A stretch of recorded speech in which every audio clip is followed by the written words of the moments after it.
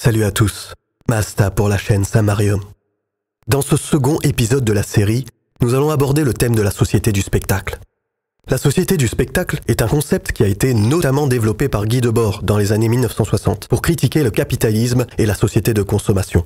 Selon Debord, la réalité humaine est envahie par la production de masses d'images et de messages qui créent un monde fictif présenté toutefois comme réel. En d'autres termes, la vie est transformée en spectacle et les gens ne sont plus des acteurs mais des spectateurs passifs dans un système de domination fondé sur l'aliénation des individus.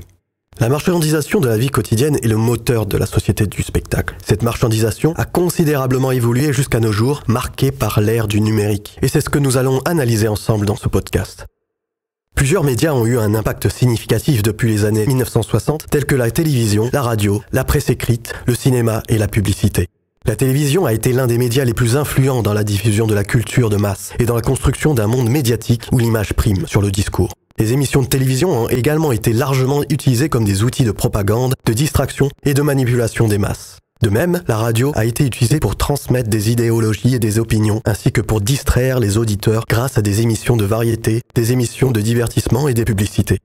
La presse écrite, elle, a aussi joué un rôle important dans la diffusion d'informations et la formation de l'opinion publique. Les journaux ont également été utilisés pour promouvoir des produits et des marques, ainsi que pour véhiculer des idéologies politiques et culturelles. Et nous ne pouvons pas omettre de citer le cinéma, qui a été un média majeur, largement utilisé pour divertir les masses, mais aussi pour diffuser des messages politiques et culturels. Les publicités au cinéma font partie intégrante du modèle économique, et il n'est pas rare de voir les produits apparaître directement dans les scènes de ces films.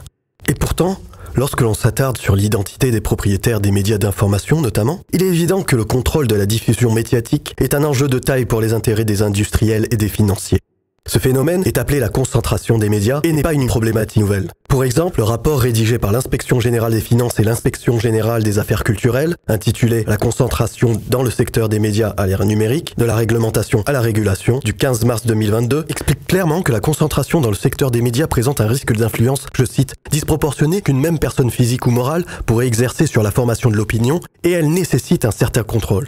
En revanche, l'influence grandissante du numérique peut-elle rebattre les cartes et nous permettre de nous libérer d'un certain contrôle ? Les années 1990 ont vu naître une révolution, le web, la toile en anglais, dans sa version 1.0. Également connue sous le nom de web statique, cette version était principalement axée sur la diffusion de pages statiques avec peu ou pas d'interactivité. Et les utilisateurs ne pouvaient pas contribuer à la création de contenu. L'évolution du web 1.0 vers le web 2.0 a apporté une plus grande interactivité et une plus grande participation des utilisateurs, ouvrant ainsi la voie à la marchandisation croissante de la vie privée des utilisateurs à travers notamment la collecte des données personnelles. Puis le web 3.0, avec le développement de l'intelligence artificielle, la personnalisation, la poussée des réseaux sociaux, la mobilité et l'expérience utilisateur, a intensifié la marchandisation de l'expérience de vie où les individus sont incités à utiliser des applications et des plateformes conçues pour collecter des données sur leur comportement et leurs préférences pour mieux cibler la publicité. Le Web 4.0, quant à lui, est une évolution potentielle du web vers une plateforme encore plus avancée, basée sur l'intelligence artificielle et les technologies de pointe telles que la réalité virtuelle et augmentée, et poussant la connectivité omniprésente. Ainsi, l'évolution de la société du spectacle pourrait se poursuivre de manière exponentielle. Le Web 4.0 pourrait même permettre une interaction encore plus naturelle et intuitive avec les utilisateurs, offrant des expériences immersives, automatisées et hautement personnalisées. Mais cela pourrait signifier aussi que le numérique deviendrait de plus en plus omniprésent et que les individus seraient encore plus étroitement surveillés et que leur comportement serait encore plus conditionné par les algorithmes et les intérêts commerciaux.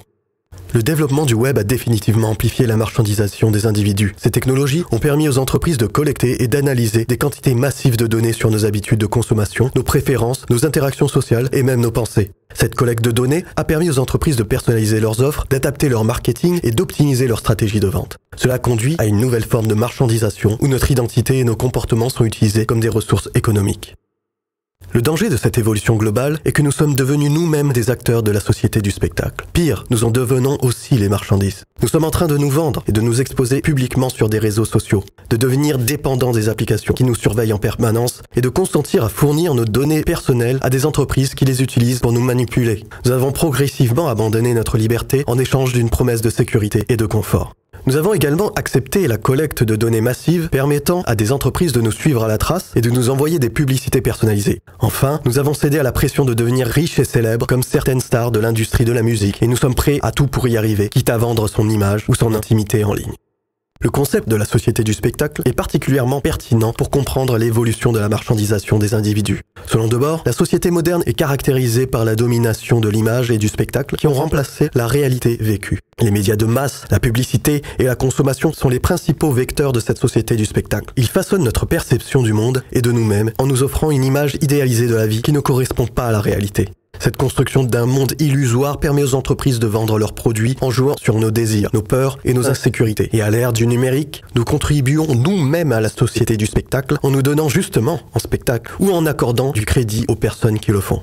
Malheureusement, cette évolution de la marchandisation des individus est particulièrement dangereuse et insidieuse. Elle affecte notre liberté de choix, notre autonomie et notre intimité. Elle nous pousse à consommer toujours plus, à être obsédés par notre image, à vivre dans un monde virtuel et à renoncer à nos valeurs et à nos aspirations. Elle nous rend dépendants de l'économie de marché et des entreprises qui la dirigent. Elle nous enferme dans un cycle de production et de consommation effréné qui épuise les ressources naturelles et menace l'avenir de notre planète. Cependant, il est important de se rappeler que nous avons toujours la capacité de penser par nous-mêmes et de nous engager activement dans le monde qui nous entoure. En prenant conscience de la manière dont la société du spectacle nous affecte, nous pouvons être plus conscients de nos choix et de nos actions et travailler à construire une société plus juste et plus égalitaire.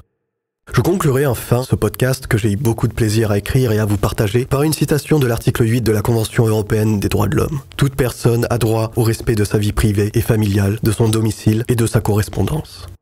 Mon conseil sera de vous rappeler que les droits de la personnalité sont des droits fondamentaux, inaliénables, inhérents à la personne humaine. Je vous laisse méditer là-dessus. Si ce podcast vous a plu, n'hésitez pas à le mettre dans les commentaires, liker et partager. Je vous invite aussi à suivre l'évolution du projet Samarium en vous abonnant à mes réseaux sociaux. Et pour cause, cette série de podcasts fait partie intégrante de ce projet qui est axé sur le partage des connaissances et des émotions avec des ambitions musicales fortes et des valeurs qui le sont tout autant. À la prochaine, et d'ici là, prenez soin de vous.